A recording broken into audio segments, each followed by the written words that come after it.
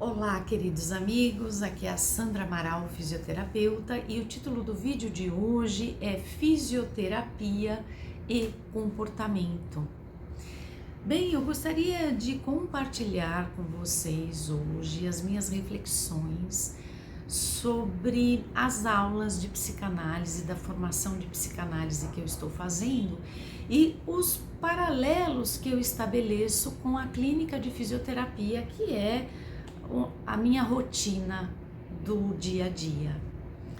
Então, por exemplo, nós tivemos uma aula a semana passada que falava sobre o comportamento narcisista da sociedade em que vivemos. Por que comportamento narcisista e o que é o narcisismo?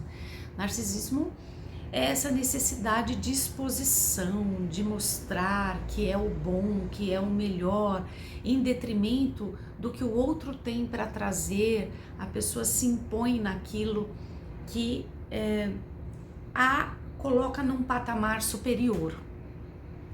E como que isso reflete no consultório de fisioterapia? Então, são esses paralelos que eu vou pincelar aqui para a gente refletir juntos, e eu gostaria depois de ouvir a opinião de vocês também.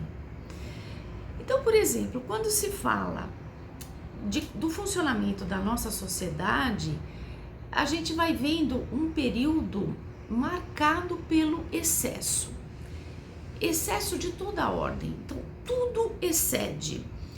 Por exemplo, o aumento das adições, né? Então, do consumo do álcool, da adição pelas substâncias químicas, pelas drogas lícitas e ilícitas. Porque o consumo das drogas ilícitas, nós até que temos um certo costume, né? Então, as drogas ilícitas, os contrabandos, os traficantes, a gente conhece, a gente já passou a nossa vida ouvindo falar sobre isso. Agora, a adição, ou seja, o vício nas drogas lícitas, é um conceito um pouquinho mais atual. Então, essas drogas lícitas, tirando o álcool, que é uma droga lícita e ele é responsável por muitas desgraças e por muitos problemas familiares e sociais, falando das drogas lícitas, que são aquelas prescritas pelo médico. Então, ele prescreve um ansiolítico, a pessoa vicia no ansiolítico. Ele prescreve um indutor do sono, a pessoa vicia no remédio do sono.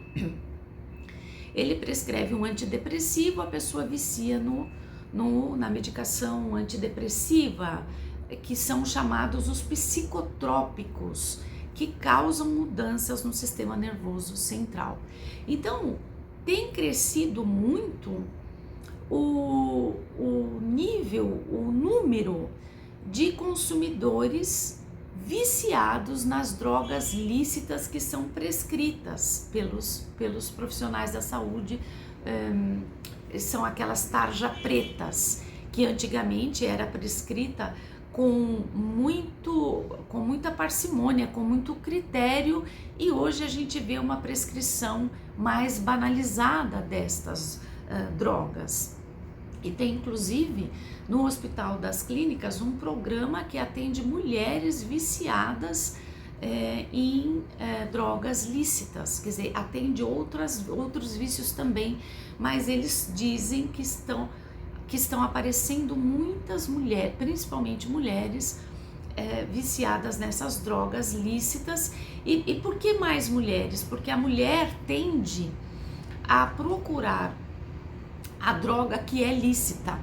Então, a mulher vai para o álcool e para as drogas prescritas pelo médico, ela acha um jeito de conseguir a droga sem a receita médica. Enquanto que os homens, eles têm uma preferência maior, também pelo álcool, mas uma preferência maior pelas drogas ilícitas.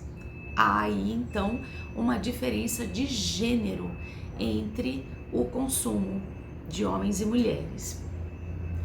E a gente vinha falando então do período marcado pelo excesso. E então eu falei dessa questão química, mas temos também a questão das depressões. Então, é o excesso. Às vezes, nem a medicação antidepressiva é capaz de limitar, de tratar aquele estado angustiante de depressão maior, o que leva ao suicídio. Então, o número de suicídios por diversas causas em várias faixas etárias também tem aumentado muito. E qual é, então, o paralelo que eu faço disso com o que eu vejo no consultório de fisioterapia? Como eu já falei aqui em outros vídeos, dores que migram, que andam de um lugar para o outro e que são genuinamente, numa grande parte das vezes, dores emocionais. Então, são depressões que se chamam dores nas costas, são ansiedades que se chamam dores de cabeça e assim sucessivamente. Então, existe essa relação muito íntima. No consultório, eu também encontro cada vez mais dor cervical aqui no pescoço por excesso de flexão. Flexão é esse movimento aqui da cervical, de ficar olhando o celular horas e horas e horas nessa posição. Então a gente tem aparecido muito as hérnias de disco, porque quando você faz isso, o disco da coluna, o disco intervertebral, o núcleo dele tende a escorregar para trás e causar aqui um pinçamento no nervo e com isso uma dor, às vezes bem importante, que pode até ser refletida pelo braço, chegando até a ponta dos dedos. Então, é uma dor que bastaria duas providências: a pessoa se reposicionar para olhar o celular.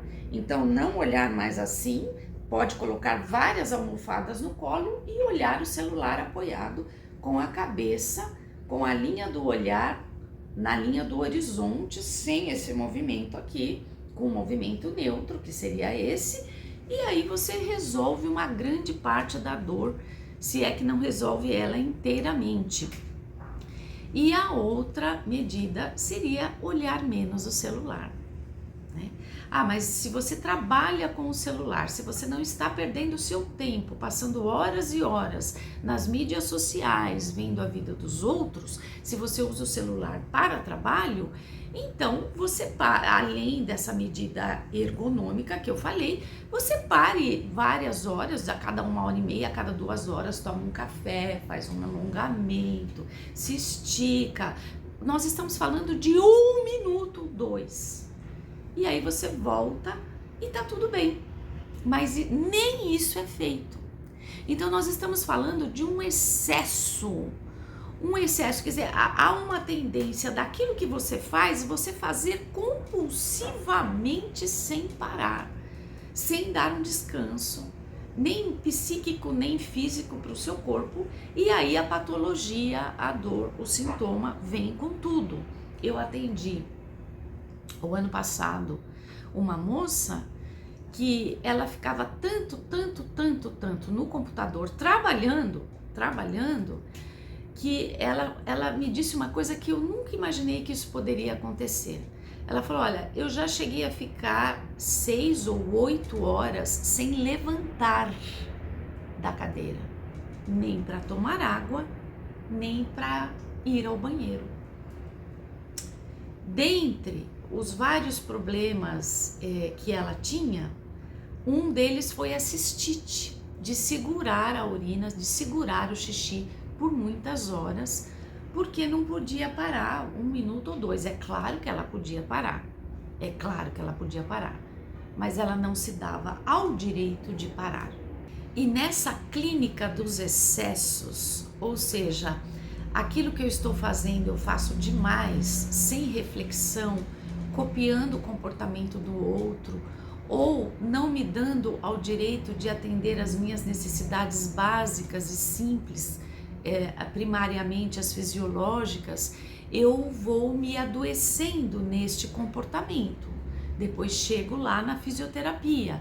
Fisioterapia normalmente é a última coisa que se procura. Primeiro vai para o psiquiatra, para o ortopedista, para o reumatologista. Quando tudo isso falhou, aí começa a pensar, será que uma fisioterapia pode me ajudar? E na verdade, se tivesse procurado primariamente a fisioterapia, teria evitado muitos dissabores, com toda certeza. Você entra numa mídia social para ver alguma coisa importante, interessante, salutar, e a hora que aquilo acaba já aparece tantas outras coisas que você fica às vezes eu perco 15, 20 minutos eu falando, meu Deus, o que eu tô fazendo aqui 15, 20 minutos? O que eu entrei para ver mesmo? Aí eu tenho que parar e falar, não, por que eu entrei aqui nessa mídia social? Ah, é porque eu recebi um WhatsApp que me mandou um link, a pessoa que me mandou esse link saberia que eu ia gostar deste assunto, eu olhei esse assunto e a hora que acabou já apareceu 1000 coisas e eu fiquei ali entretida. 15 minutos, mas as pessoas ficam 2 horas, a manhã toda, o dia todo, a vida toda. E depois adoece do corpo e da cabeça. Então, nessa clínica dos excessos, principalmente os apelos das mídias sociais, a gente vai vendo assim que parece que tudo está acessível, tudo está ao alcance de um clique, né? Então, compre agora, inscreva-se já, faça isso agora, aperte aqui, e você aperta ali e daí te leva para um outro lugar, que te leva para outra hora que você vê. Mas eu quero comprar isso, mas eu quero fazer isso, né? Então, são as clínicas do excesso. Se o outro tem, eu também tenho que ter. E a ditadura das tendências. Se o outro tem, eu tenho que ter. Se o outro faz, eu tenho que fazer. Se o outro pensa assim, eu também quero pensar assim. Ou penso o oposto para ficar brigando com ele. Tudo isso é distração. Isso não é você defender um ponto de vista, porque às vezes você nem sabe qual é o seu ponto de vista, às vezes você tem dúvida. Mas será que eu acredito mesmo nisso?